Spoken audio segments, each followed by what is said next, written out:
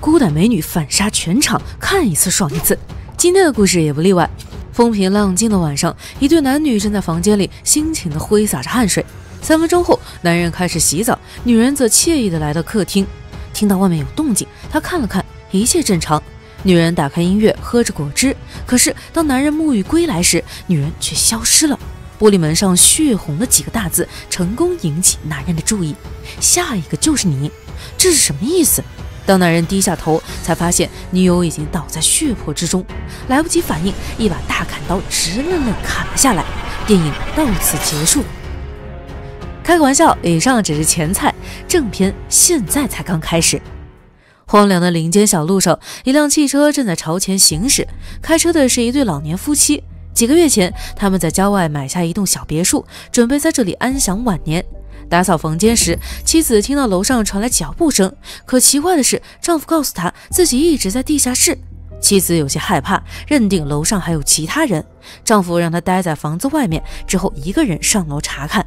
检查到最后一个房间时，刚准备开门，突然有人从背后拍了拍他的肩膀。男人吓得半死，定睛一看，不是别人，正是自己的冤种大儿子克里斯。父子俩刚离开，房门自动开出一条缝，是风吹的，还是里面藏着什么呢？明天是父母结婚35周年纪念日，克里斯带着女朋友艾琳连夜跑过来，纯粹是为了制造惊喜。父亲告诉母亲，楼上都检查过了，没发现可疑的地方。不是还有一间房没进去吗？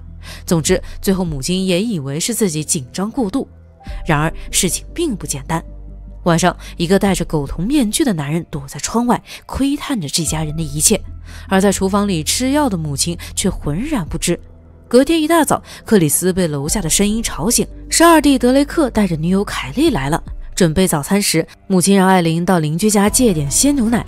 房间里不断传出音乐声，艾琳等了很久也没人开门。其实邻居就坐在沙发上，只是全身煞白，已经领了盒饭。没猜错的话，故事一开头勾搭的那个男人就是邻居。当晚，克里斯的妹妹艾米和男友小塔终于赶到别墅，一起来的还有小儿子费利克斯和女友短发妹。至此，全员集合完毕。晚餐时，情商不高的二儿子开口就得罪人，吐槽哥哥克里斯作为艾琳的大学老师，不该和自己的学生谈恋爱。为此，兄弟俩在饭桌上吵得面红耳赤。这时，艾米的男友小塔感觉窗户外面不对劲，他小心翼翼过去查探，没想到一支箭射了进来，正中小塔的眉心位置。看着他倒在地上，所有人惊声尖叫，现场陷入一片混乱。呆呆站在窗户前面的母亲显然成为凶手的下一个目标。好在危急关头，二儿子用身体挡了一箭。和已经领盒饭的小塔相比，他的运气稍微好点，被箭射中肩膀，并不致命。安全起见，所有人立刻躲到桌子后面。吵归吵，关键时刻还是一家人。克里斯连忙将重伤的二弟拖到身边。由于凶手用了干扰器，大家的手机都没有信号，报警肯定是不行了，待在原地也不是办法。于是大家纷纷拿椅子当掩护，有惊无险撤离了大厅。凶手藏在暗处，没人知道他躲在哪里。冷箭仍不断射进来。商量过后，他们决定让跑得最快的那个人去外面求救。原本这个人是二儿子，可现在他中了箭，站都站不起来。都这个时候了，克里斯还不往嘴炮，你的脚又没受伤。此话一出，兄弟俩又刚上了。最后艾米主动站出来，表示她可以。脱下高跟鞋，屏住呼吸，艾米以100米冲刺的速度冲了出去。万万没想到，凶徒不讲武德，竟然在门口设下陷阱。刚到门口，艾米就被一根细钢丝抹脖子，悲惨下线。显然，藏身于黑暗中的恶魔不仅凶残，智商也很高。在所有人恐惧不已时，全场只有艾琳一人智商在线。她第一时间关闭2楼所有门窗，然后给911发求救短信，但凡有1格信号，短信都能自动发出去。此外，她还告诉所有人不要外出，在别墅里等待警察救援。亲眼目睹女儿惨死，母亲已经彻底崩溃。父亲只好带他回楼上的卧室休息，可刚睡下，一个面具人突然从床底下爬了出来。尽管察觉到危险，可惜太迟了。最后，母亲也被面具人刀死。一家人听到尖叫声，连忙上楼。除了母亲血淋淋的尸体，他们还在墙上发现凶手留下的血渍：下一个就是你。凯莉总觉得凶手还在房间里，所以其他人都离开了，就他没走。这种作死的脑回路我是无法理解的。凯莉往床底下一看，好家伙，凶手果然还躲在这里。凯莉一边大叫一边跑出了别墅。见状，二儿子也追了出去，嫌背上的件碍事儿，他居然下意识拔了出来，然后他就晕倒了。凯莉并不知道邻居已经悲剧，天真的跑过去求救，不料面具人紧随而至，一拳将凯莉打进房间里。看着死去多时的邻居，凯莉这才意识到是自己草率了，而她的生命也正是进入倒计时。凶手朝着她脑袋的位置狠狠挥下手中的利斧。别墅这边，克里斯不想坐以待毙，说服艾琳之后，一个人出去求救。剩下来的这几个人当中，有勇有谋的只有艾琳。她先把晕倒的二儿子藏在隐蔽的地方，然后到厨房给其他人找防身武器。就在她路过一扇窗户时，意外降临，砰的一声，玻璃碎了。艾琳下意识扑在地上，手上的武器也散落一地。面具人大步走了进来，当斧头径直砍下来的时候，艾琳迅速躲开，并趁机踹了面具人一脚。随后，艾琳捡起武器，劈头盖脸打在对方身上。面具人躲闪不及，被艾琳打得抱着头嗷嗷叫。最后一击，面具人终于倒下。艾琳又胡乱敲打一顿，确定凶手已经凉透，才停了下来。人不可貌相，艾琳这一波硬核操作，直接把一旁的小儿子和短发妹看傻眼。摘掉凶手的面具，艾琳问他们认不认识这个人。小儿子毫不犹豫地说没见过，短发妹则沉默不语。危机过后，他们发现父亲不在身边，原来他一个人跑到楼上。在之前他没检查的那间卧室里找到了一些生活用品，显然在他们搬进来之前就有人住在这里。突然电力中断，整栋别墅被黑暗笼罩。小儿子让艾琳到地下室找开关，他和短发妹去楼上看看。当两人与父亲会合时，电力终于恢复正常。父亲告诉小儿子，有人藏在卧室里，已经监视他们好几天，这绝对不是临时起意的攻击，而是蓄谋已久。话音刚落，躲在卧室里的面具人突然现身，残忍虐杀了父亲。奇怪的是，看着父亲痛苦挣扎直至死去，小儿子的脸上始终平静，面具人也没有对他和短发妹下手，似乎两人认识。 Really? You had to do that right in front of me? 离开前，小儿子还让凶手把房间清洗干净，看来幕后主谋就是小儿子，为了侵吞家产，雇凶杀自己全家，真够狠的。就像父亲所说，这的确是蓄谋已久。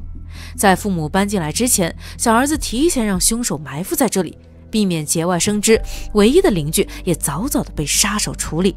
至于墙上的血渍，大概率是为了让人相信这是变态杀手所为。清理完现场，面具人提着弩箭来到1楼，看到兄弟的尸体，他愤怒不已。艾琳躲在楼梯间，大气都不敢出。1楼的房间并不多，面具人很快盯上了楼梯间，几斧头下去，门被砍出一个大洞。刚好二儿子在这时醒了过来，一睁眼就看到面具人，也是很刺激了。趁面具人分散注意，艾琳从背后偷袭，二儿子也顺势拿起地上的斧头。眼看形势不对，面具人慌忙跑路。除了跑出去的克里斯，现在别墅里只剩下4个人：艾琳、二儿子、小儿子和短发妹。歹徒离开后，小儿子和短发妹才下楼。相比哥哥的死活，小儿子更担心歹徒被艾琳团灭。得知歹徒刚才只是夺门而逃，他才放心下来。艾琳和二儿子还蒙在鼓里，并不知道小儿子有问题。当问及父亲的情况，小儿子隐瞒真相，谎称父亲正在休息。短发妹极力向艾琳洗脑，让她相信歹徒已经全部落荒而逃。然而谨慎的艾琳并不这么认为。安全起见，他到地下室找了一些木板和钉子，打算在窗户边上设置陷阱。小儿子让短发妹上楼帮艾琳，他要和二哥在地下室里找父亲的工具箱，说不定里面有些有用的东西。干活的时候，短发妹心不在焉，似乎有其他的想法。她看着手上的铁锤，好奇地问艾琳：“你怎么什么都懂？”艾琳告诉他，这和自己的童年经历有关。他是在集中营里长大的，父亲精神不正常，坚信地球上的资源过不了多久就会枯竭。父亲找了一群志同道合的人，大家在一起生活，所有人都要具备自力更生的能力。直到15岁，母亲才带他离开集中营。那时他已经学会很多求生技能。地下室这里，从弟弟口中听闻凯莉的死讯，二儿子伤心不已。然而更让他震惊的是，亲弟弟居然朝自己捅刀子，一刀没送走，又连续补了好几刀，直到身体被刺成刺猬，哥哥才倒了下去。艾琳埋头工作时，短发妹捡起地上已经做好的钉板，悄悄来到艾琳背后，结果并没有得逞。艾琳提出要到楼上看看情况，短发妹本想阻止，可惜没用。等艾琳上楼，短发妹立刻将反锁的大门打开，好让逃出去的面具人能再杀回来。楼上倒在地上的桌子让艾琳有一种不好的预感，看着浑身是血的父亲，这种感觉更加强烈。余光中，艾琳看到危险正在逼近，幸运的是，没等面具人动手，艾琳先一步破窗而逃。虽然逃过一劫，但她的腿不小心被碎玻璃刺中，只好躲在一棵大树后面，强忍着剧痛拔出玻璃。然而面具人也在这时发现她的踪迹，艾琳一瘸一拐跑回别墅，关上大门，然后躲在窗帘后面。面具人随即杀到，从窗户进来的时候，一脚踩在钉板上，发出杀猪般的惨叫声。听到声音，小儿子、短发妹以及躲在母亲卧室里的面具人全都下楼查看。看到凶手狼狈的样子，小儿子很震惊，计划明明很周全，做梦也没想到平平无奇的艾琳竟然成了最大阻碍。小儿子指责面具人太没用，花重金雇佣了3个，居然被艾琳杀死1个。他们的对话被躲起来的艾琳听得一清二楚，小儿子的真面目也终于暴露。好死不死，艾琳的手机突然在这时候响了，之前给911的短信发送成功，现在收到了回复，可是艾琳没时间看。当面具人靠近时，她先发制人，踹了对方一脚后，迅速跑出别墅。腿上有伤，根本跑不远。艾琳虚晃一招，又从隔壁窗户爬回别墅。小儿子和面具人毫不知情，一个劲儿跑了出去。殿后的是脚受伤的面具人，见隔壁的窗户敞开着，他似乎意识到什么，朝里面探了探头。魔高1尺，道高1丈，机智的艾琳正埋伏在窗边，出其不意刀死了面具人。紧接着，艾琳开始了反杀计划，就地取材，利用斧头、椅子和线，成功制造杀人陷阱。一旦有人开门，斧头就会自动掉落。在外面找了一圈，小儿子他们并没有发现艾琳，于是最后一个面具人再次杀回别墅。意外的是，他并没有走大门，而是从窗户进来的，这意味着艾琳的陷阱起不到作用。危急关头，艾琳跑到地下室，打碎所有灯泡，最后带着一部照相机躲在角落。等到面具人进来时，只看到闪光灯忽明忽暗。当他靠近时，艾琳主动出击，成功将面具人斩杀。至此，敌对势力就只剩下小儿子和短发妹了。见艾琳出现在客厅，小儿子射出一箭，他和短发妹喜上眉梢，认为这波肯定稳了。可走近一看，却发现艾琳不见了。短发妹接过弩箭，准备近距离射击，结果在厨房里和艾琳打作一团。打着打着，小儿子也找了过来，时不时偷袭一下。幸亏艾琳有主角光环，利用榨汁机绞死了小儿子。看着男友惨死，短发妹怒了，本以为他会放出狠招，可没想到下一秒，短发妹也被艾琳秒杀。以1挡2后，艾琳精疲力竭坐在地上。这时，小儿子的电话响了，是克里斯打来的。Felix, is it all done in there or what? I saw my signal came back. Is it over? 原来克里斯和他们是一伙的，他早就知道弟弟的计划，之所以跑出去，绝不是为了拯救大家，只是单纯的不敢面对。克里斯全然不知别墅里的情况，更没想到电话那头是自己的女朋友艾琳。当见到艾琳的那一刻，他知道计划已经失败。得知参与计划的人都被艾琳反杀，克里斯很震惊，没想到自己的女友竟如此彪悍。克里斯哄骗艾琳，现在他是财产的唯一继承人，只要艾琳配合，几百万的遗产就属于他们2个人。克里斯太不了解自己的女朋友了，艾琳不仅战力惊人，还头脑清醒。没等克里斯说完，就给了他盒饭。男人的嘴骗人的鬼，谁信呢？突然一声枪响，艾琳手臂中弹，是赶来的警察开的。警察准备到别墅里查看，听到开门声，艾琳大喊一声，想要阻止，可还是晚了。悬挂在门上的斧头掉在警察身上。至此，影片结束。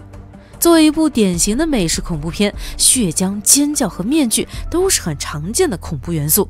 比起这些，女主渐渐成为浴血战士才是重头戏，让人暗暗叫爽的同时又不寒而栗。此外，最后的小反转也算得上是意外惊喜。好了，今天的故事到这里就结束了，喜欢的宝子们可以去看一看原片。最后不要忘记3连支持一下哦。